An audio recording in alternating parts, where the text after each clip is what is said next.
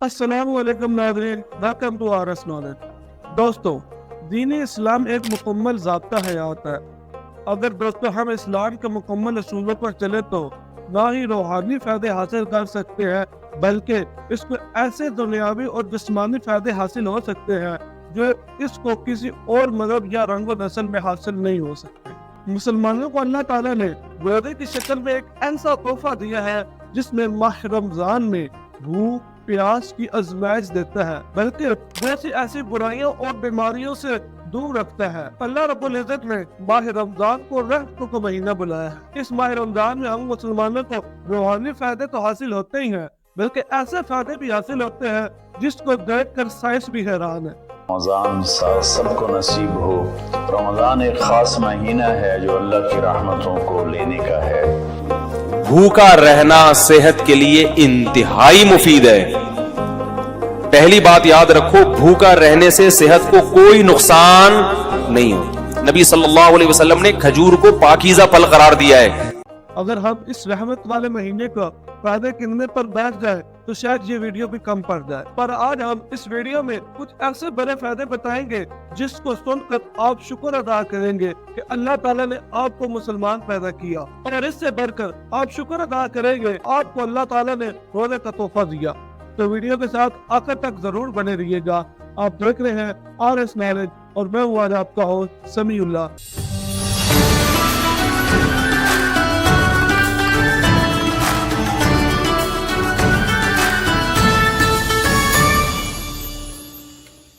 دوستو، ماہ رمضان میں اگر سوشل بینیفٹ کی بات کریں تو ماہ رمضان میں اکثر انسان ایسے احساس سے گزرتا ہے جس سے غریب آدمی اکثر بغیر روزوں سے بھی گزر جاتا ہے۔ روزہ ہم سب کو سب سے پہلے تو یہ احساس دلاتا ہے ہم کو ہر دوسرے بندے کا خیال رکھنا ضروری ہے جو روز بھوکا سو جاتے ہیں، جس کو خوراک نہیں ملتی۔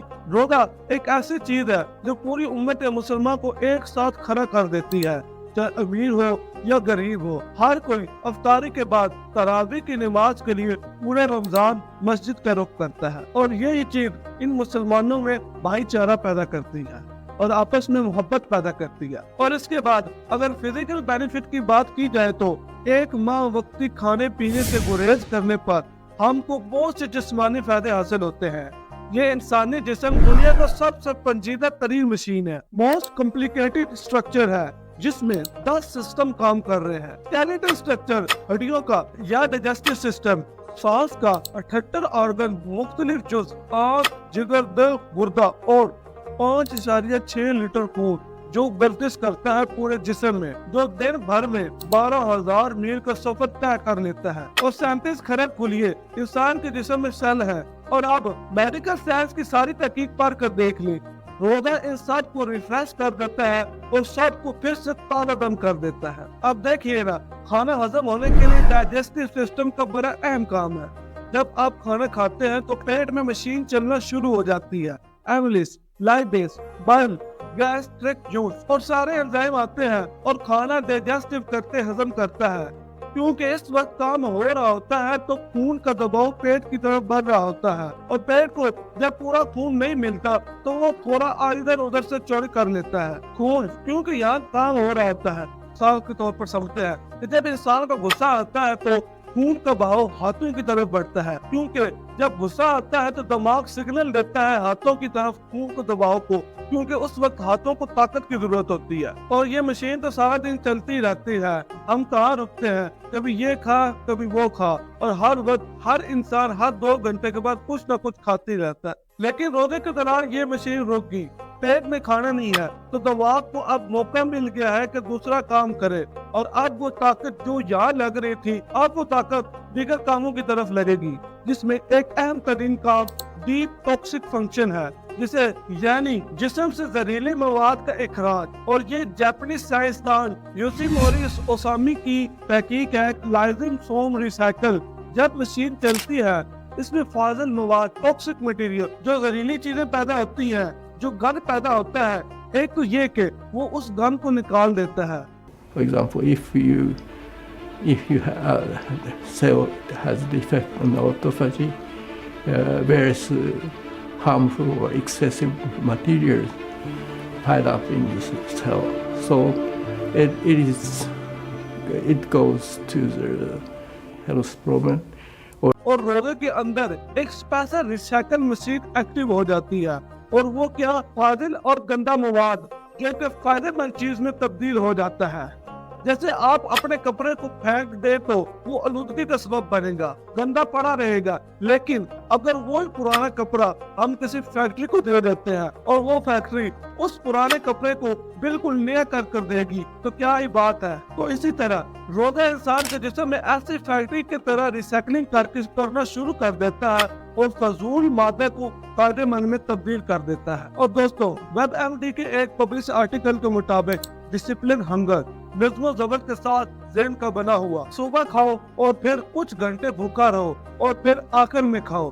اس حالت میں جسم میں یہ خون گردش کر رہا ہوتا ہے اور گندا خون کم سے کم گردش کر رہا ہوتا ہے اور صاف خون زیادہ سے زیادہ گردش کر رہا ہوتا ہے۔ اور یہ صاف خون کی سپلائی جب دماغ کو ملتی ہے تو cleaner thought, better memory, increase شارپنس، یعنی کہ پریشان کون نہیں بلکہ اچھی سوچیں آئیں گی اور میموری اور یادداشت تیز ہوگی اور انسان کچھ نیا سوچنے کو ملے گا، اور جسم کو گڈ ہارمونز یعنی اینڈروفینز جو ڈوپامین ہے اب ان کی مقدار بڑھتی ہے، جس سے مایوسی جڑتی ہے اور روزہ انسان کو بالکل تازہ دم کر دیتا ہے۔ اور یہ لیمفیٹک سسٹم یعنی انسان کے جسم کے اندر جو اپنی آرمی ہوتی ہے جو باہر سے آنے والے جراثیم گندی چیزوں کو روکتی ہے، ویرے کے اندر یہ ریفریش ہو جاتی ہے اور زیادہ تیزی سے پھیلتی ہے اور پورا امیون سسٹم زبردست طریقے سے کام کرنے کے لیے تیار ہو جاتا ہے۔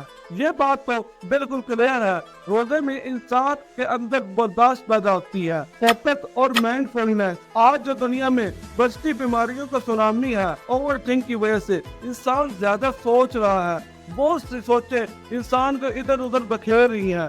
روزہ انسان کی سوچ کو مثبت کر دیتا ہے۔ انسان کا دماغ سوچتا ہے کہ بھوکا ہوں پیاسا ہوں اللہ کی رضا کے لیے، دماغ سیٹ ہو گیا ہے، دماغ کو اچھا لگتا ہے، بیلنس اپروچ ہو جاتا ہے، دماغ اعتدال میں آ جاتا ہے۔ صحیح انداز سے اور اصولوں کے ساتھ روزہ رکھنے سے انزائٹی، ڈپریشن، ٹینشن سے بچتا ہے۔ اور اب دوستوں، جو دنیا میں سب سے زیادہ لوگ اوور ویٹ ہوتے ہیں، وزن کا زیادہ ہو جانا، خطرناک حد تک وزن کا زیادہ ہو جانا، under proper medical guidance fasting can prove to be an effective so rest and easiest way to shell out exclusive fats with the acceptable amount of the side effect۔ دیکھیے، صحیح طریقے سے آپ نے اگر روزہ رکھا ہے تو جسم میں زائد چربی گھلنا شروع ہو جائے گی۔ آخری کھانا آپ نے کب کھایا تھا؟ سحری کے وقت میں، جو 9 سے 10 بجے تک اس کی طاقت آپ کو ملتی رہے گی۔ اس کے بعد طاقت تو چاہیے لیکن کھانا نہیں ہے، تو جسم میں زائد چربی جو ہے وہ گھلنا شروع ہو جائے گی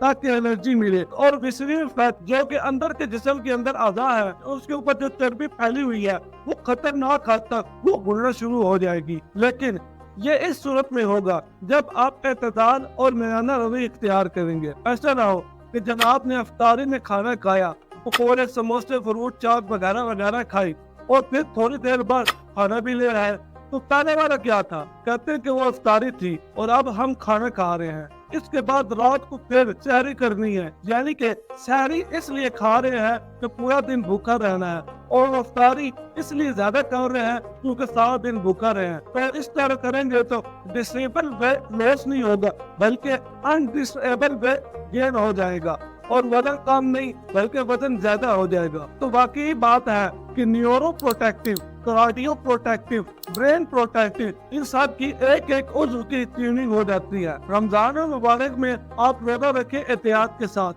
برداشت کے ساتھ، اس کے اصولوں اور ضوابط کے ساتھ، تو انشاءاللہ اس کا نتیجہ اچھا دکھے گا، اور واقعی روزے میں بہت شفا ہے۔ تو اس رمضان اپنوں کو اور ہم کو اپنی دعاؤں میں یاد رکھیے گا۔ تو یہ تھی آج کی ویڈیو، امید ہے آپ کو اچھی لگی ہوگی۔ اگر ویڈیو اچھی لگی تو لائک، شیئر اور کمنٹ کرنا مت بھولیے گا۔ تو نئے آنے والے ناظرین چینل کو سبسکرائب ضرور کریں تاکہ اس طرح کی مزید ویڈیو آپ کو مل سکے۔ میری اور میری ٹیم کی طرف سے آپ سب کو رمضان المبارک۔ اللہ حافظ۔